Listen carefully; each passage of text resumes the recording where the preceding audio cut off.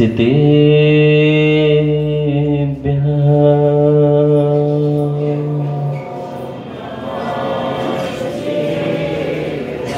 ॐ नमः सितेभ्यः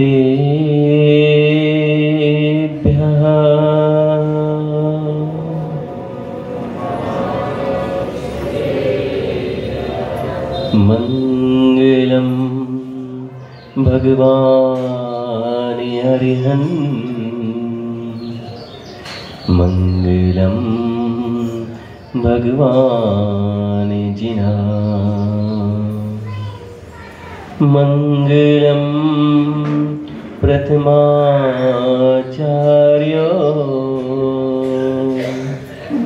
मंगलम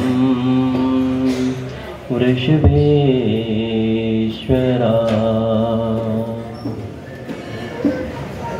मंगलम भगवान वीरो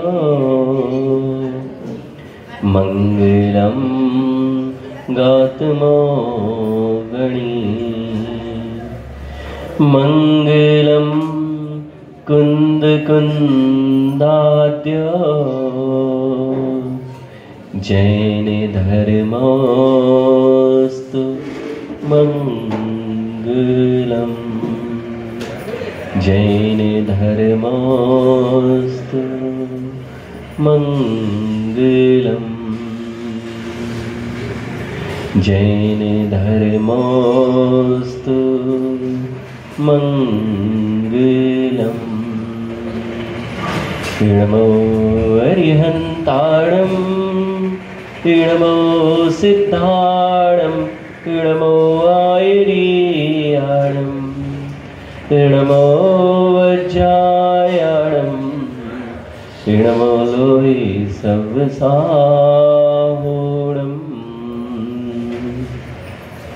बोलिए अनंतानंत सिद्ध परमेष्टि भगवान की देवादिदेव 1008 आदिम तीर्थंकर प्रभु आदिनाथ भगवान की देवादिदेव 1008 चंदा प्रभु भगवान की।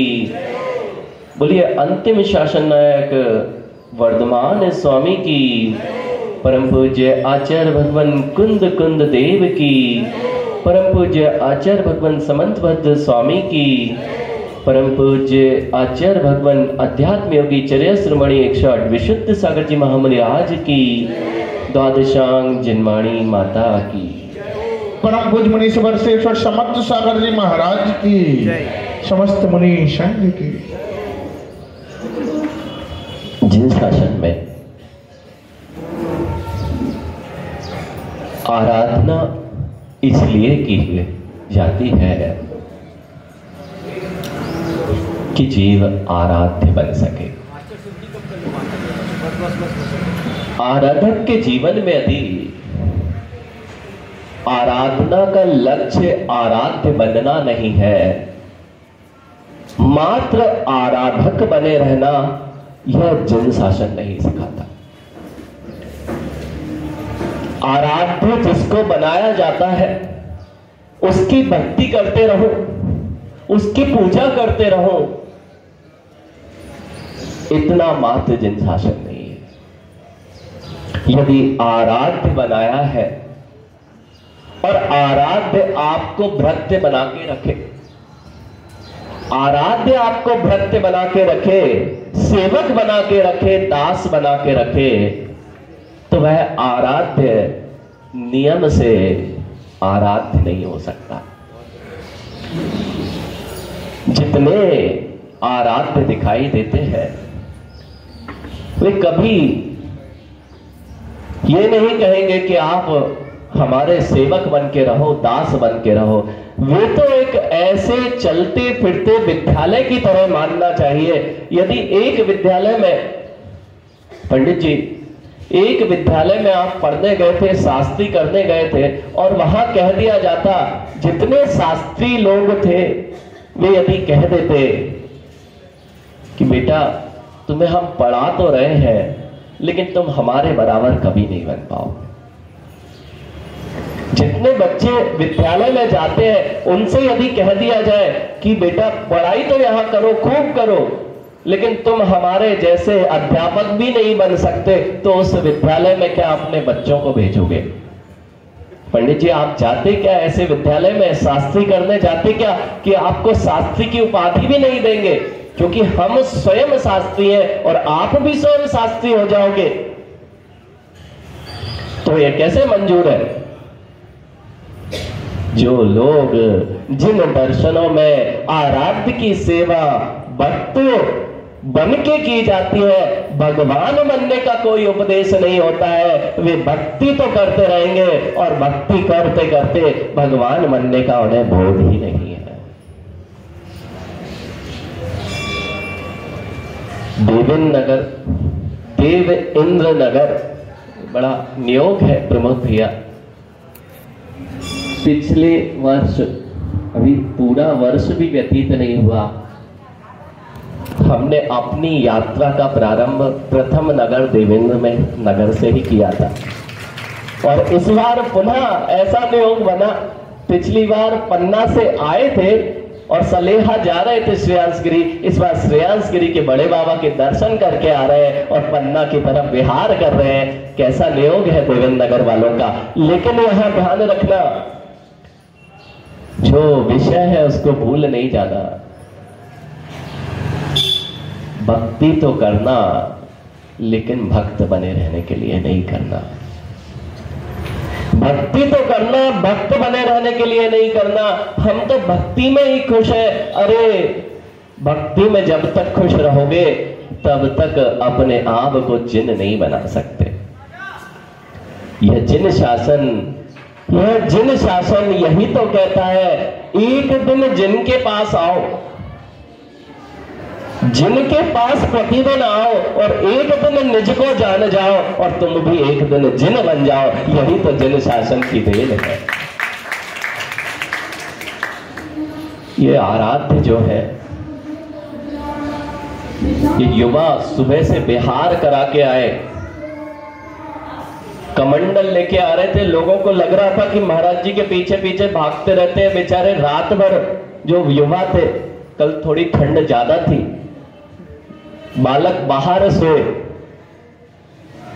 बालकों ध्यान रखना, तुमने जो गुरुओं के प्रति अपनी श्रद्धा दिखाई है, यही श्रद्धा तुम्हें एक दिन अपने तक पहुंचा देगी। जो कमंडल उठाते दिखते हैं वे लोग, प्रमोद भैया, लगता ये है कि ये कमंडल उठा रहे हैं, इनके पास सुबह से कोई काम नहीं है। आज का युवा यदि शुभम, आज का युवा यदि तुम्हारे जैसे सफेद धोती दुपट्टे में दिख रहा है, इसका अर्थ है देवेंद्र नगर वालों को अब ज्यादा चिंता करने की आवश्यकता नहीं है। जिन धर्म की विजय पताका इस तरह देवेंद्र नगर में गूंजती रहने वाली है। कल भैया एक भी आपकी उम्र का व्यक्ति नहीं था बिहार कराने में।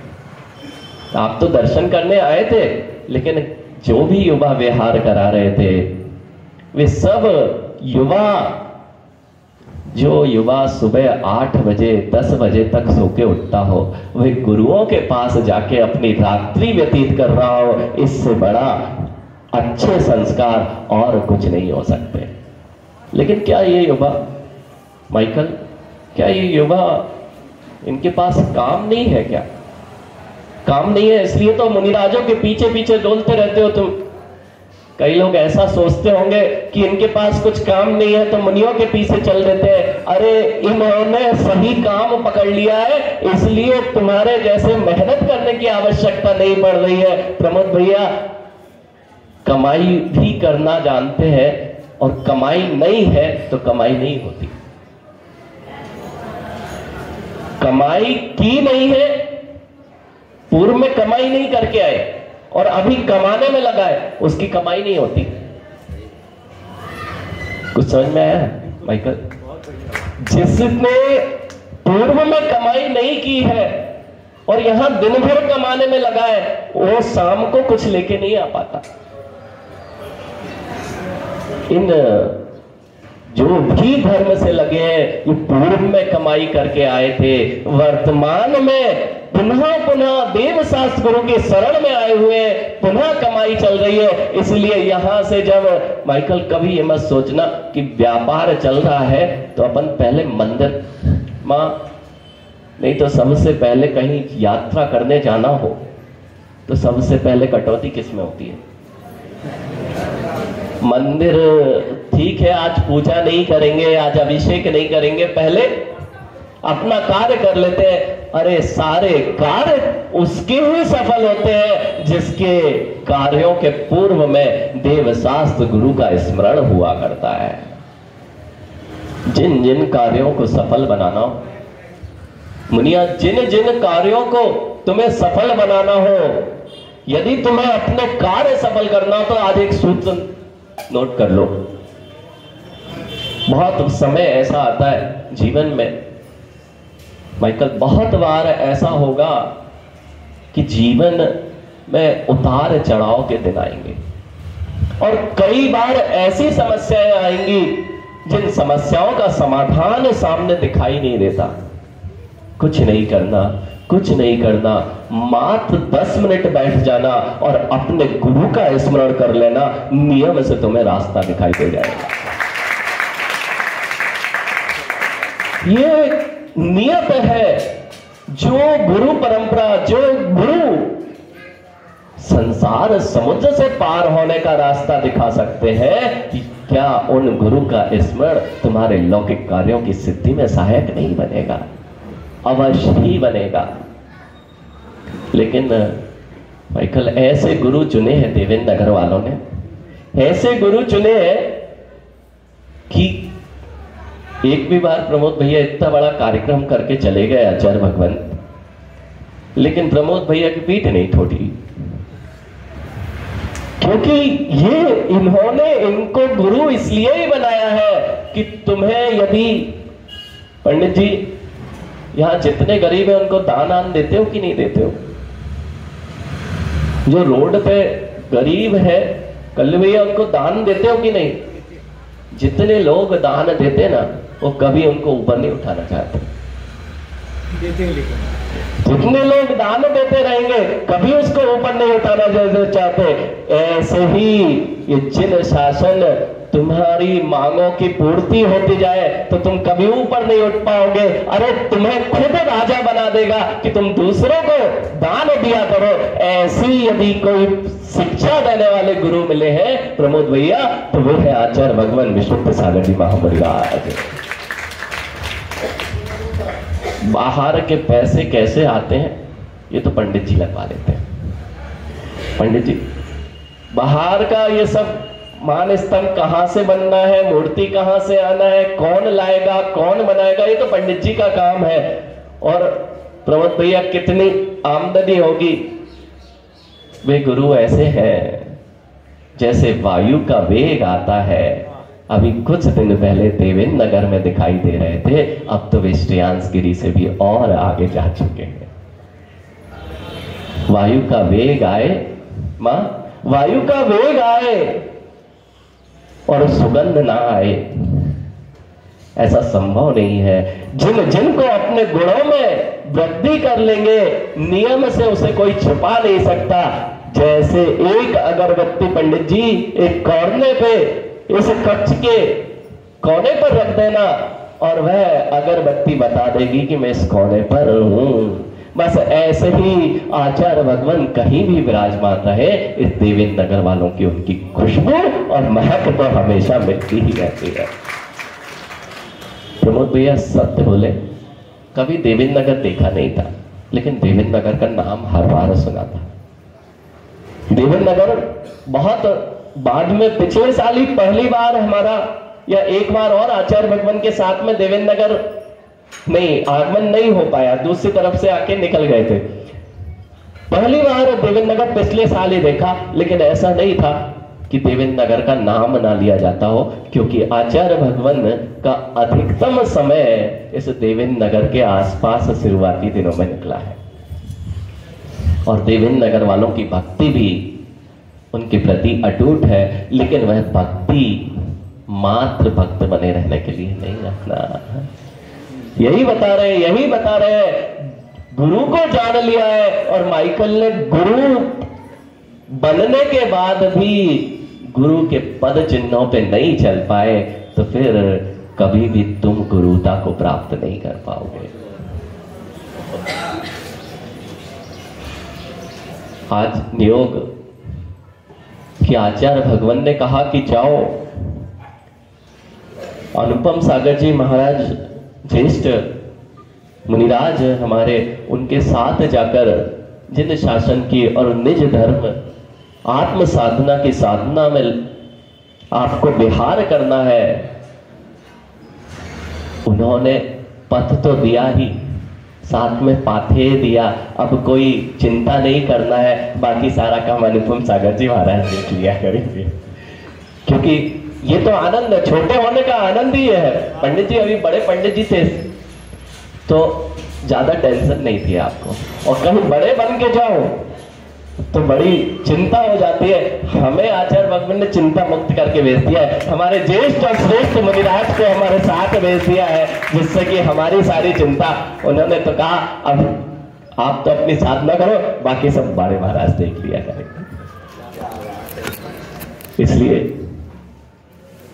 जीवन में ऐसे गुरु चुने हैं, उनके पथ चिन्हों पर बढ़ते जाएंगे तो नियम से हम भी एक दिन उनके जैसी गुरुता ही नहीं, एक दिन जिनेंद्र भगवान जैसी प्रभुता को प्राप्त कर सकते हैं। लेकिन प्रभु उसी को चुनना, गुरु उसी को चुनना, मां प्रभु उसी को चुनना कि सिर दर्द हुआ और कहीं भी चले गए। क्यों? सिर दर्द ठीक होना चाहिए। सिर दर्द हुआ और कहीं भी चले गए ऐसे, और सिर दर्द ठीक नहीं हुआ मंदिर में आके तो श्रद्धा भी चली गई। कल भी ऐसा तो नहीं सोचता है दुर्घटना हो गई थी, अरे इतना विधान कर रहा था और दुर्घटना हो गई, इसमें कुछ नहीं रखा। किसी बड़ी दुर्घटना छोटे में निपट गई नहीं, अभी यही समस्या आ जाती है, लोगों को बोलने में ये पता ही नहीं है कि आपको क्या अमूल्य निधि मिली हुई है। अरे वह अमूल्य निधि आपको छोटे मोटे सुखों में रखने वाली नहीं है, वह तो शाश्वत सुख प्रदान करने वाली अमूल्य निधि है, जो जिन धर्म के रूप में आपको प्राप्त हो गई है। वे आराध्य देव की भी कल्लू भैया समंतवत स्वामी ने नमस्कार नहीं किया महावीर भगवान को। मां समंतवत स्वामी ने महावीर भगवान को नमस्कार नहीं किया। कहते मैं आपको नमस्कार करूं ही क्यों, आप में क्या विशेषता है, क्या इतनी ताकत है आप में कि चंदा प्रभु भगवान के पास आओ, महावीर भगवान के पास आओ, अपने गुरु के पास आओ और उनसे कह दो मैं आपको नमस्कार नहीं करता।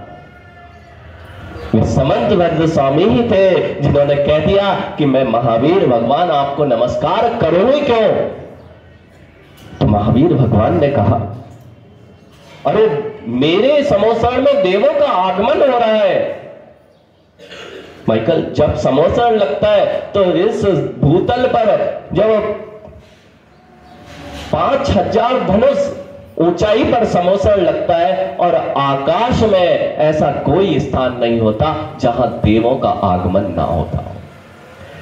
तो महावीर भगवान ने कहा देवों का आगमन होता है, महावीर भगवान स्वयं आकाश में गमन करते हैं, 64 चमर करते हैं, रत्नों का समोसण हुआ करता है, इसलिए तुम मुझे नमस्कार करो।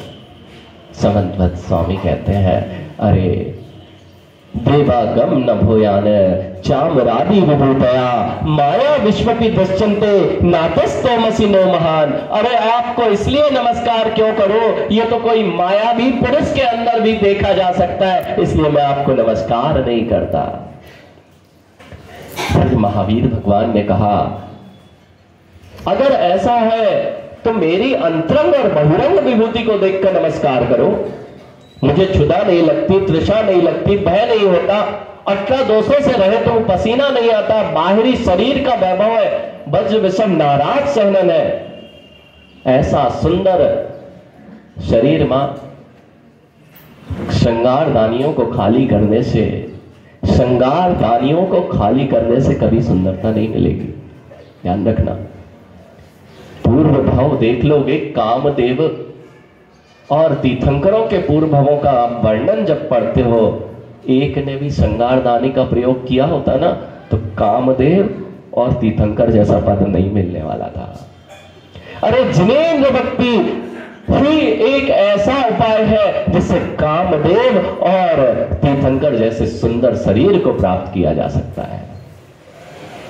भक्ति सुंदर रूपम, वे ही समंतवत स्वामी जिन्होंने महावीर भगवान को नमस्कार करने से मना कर दिया, वे ही रत्नकरण शावक आचार में लिखते हैं कि यदि सुंदर रूप चाहिए तो भक्ति करना चाहिए। महावीर भगवान पुनः कहते हैं तो हमारी बहिरंग अंतरंग भविष्य को देखकर तुम मुझे नमस्कार करो, तब भी समंतवत स्वामी ने मना कर दिया। अरे यह सारी विभूतियां तो एक राग द्वेष से सहित देवों में भी दिखाई देती हैं। असंख्यात वर्षों की आयु, क्षुधा नहीं लगना, तृषा नहीं लगना, पसीना नहीं आना, इससे आप मेरे लिए महान नहीं हो जाते। जगत के सारे इंद्र नरेंद्र भी अगर सामने हो जाए और साक्षात बालक तीर्थंकर भी यदि वहां हो तो आचार्य भगवान तो ये लिखते हैं कि सहस्त्रों सूर्यों की रश्मियों की जो आभा होती है वह भी उस बालक तीर्थंकर के सामने फीकी पड़ जाती है।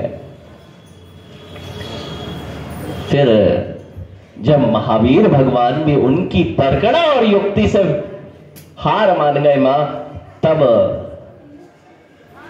महावीर भगवान स्वयं बोले कि तुम बताओ कि तुम आखिर मुझे क्यों नमस्कार करते हो। मां, इस आराध्य देव की जब तक परीक्षा ना कर लो तब तक इसे आराध्य बनाना नहीं।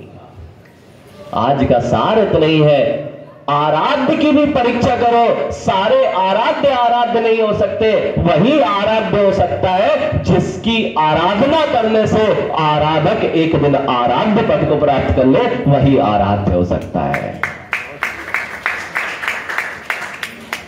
सत्वमेवासी निर्दोषो युक्ति शास्त्र विरोधी वाक अविरोधी यदिष्टम ते प्रसिद्धेन न बाध्यते। अरे भगवान, मैं आपको आपकी विभूति देखकर नमस्कार नहीं करता हूं। सत्यमवेशी तुम अवसी निर्दोष हो, आप ही इस जगत में संपूर्ण रूप से निर्दोष वीतरागी परमात्मा हो, इसलिए मैं आपको नमस्कार करता हूं। ना तो युक्तियों से इन जिनदेव का कोई खंडन कर सकता है, ना किसी आगम से इन जिनदेव की वीतरागता को कोई खंडित कर सकता है। इसलिए आप मेरे लिए महान हो, इसलिए मैं आपकी स्तुति वंदना और आपको नमस्कार करता हूं। है मां इतनी ताकत कि अपने आराध्य की भी परीक्षा कर लो, अपने आराध्य की भी परीक्षा। जिस दिन आपको यह बात समझ में आ जाएगी कि आराध्य, मां गर्मी के दिन आ रहे हैं, मटके लगे हुए हैं, अभी लेने जाओगे, मटके लेने जाओगे, खरीदने जाओगे पानी के लिए, शीतल पानी पीने के लिए, कल्लू भैया मटके लेने जाओगे, पैसे दोगे और लेके आ जाओगे ना कि ठोकोगे बजाओगे? हाँ, एक 50 रुपए का 40 रुपए का मटका भी लाना होता है मां, तो ऐसे देके नहीं आते, उसे भी ठोक बजा के दे लेते हो। अरे 40-50 रुपए खर्च करने के लिए एक मटके का परीक्षण करते हो। अपने जीवन की संपूर्ण श्रद्धा समर्पित करना हो तो आपको अपने आराध्य देव की कितनी परीक्षा करना चाहिए। देव शास्त्र गुरु को भी उसको स्वीकार करते हैं और यह ताकत उसी में है। केवल महावीर जिन शासन में है जिसमें यह कह दिया कि मुझे भी भगवान मानना हो तो सबसे पहले मेरी परीक्षा करो। और जिस दिन आप यह समझ जाओगे कि इससे श्रेष्ठ मुझे कोई मिलने वाला नहीं है, फिर आपका श्रद्धा कहीं भागने वाली नहीं है। सिर दर्द करने पर फिर किसी चौखट दरवाजे पर नहीं जाना पड़ेगा और सारे काम छोड़ के कल्लू भैया मंदिर नहीं छूटेगा। काम छूटते हो युवाओं जो गए थे, ये छोड़ मत देना कि इस दहरी पर निर्गंत तपोधन धरती के देवता अगर तुम्हारी दहरी पर दिखाई दे रहे हो और आप अगर अपने घरों में सो रहे हो तो इससे बड़ा दुर्भाग्य आपका कुछ नहीं है।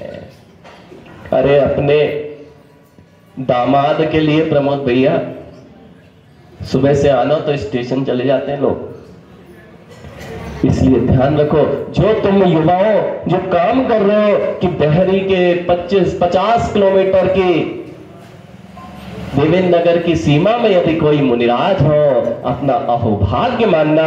कोई भी पिछीधारी वहां पर दिखाई दे, सबसे पहले मैं वहां उपस्थित रहूंगा, क्योंकि मेरा अहोभाग्य आया है कि धरती के देवता निर्गंत गुरु मेरी नगरी की तरफ विहार कर रहे हैं। समय आपका हो गया, अब अपन और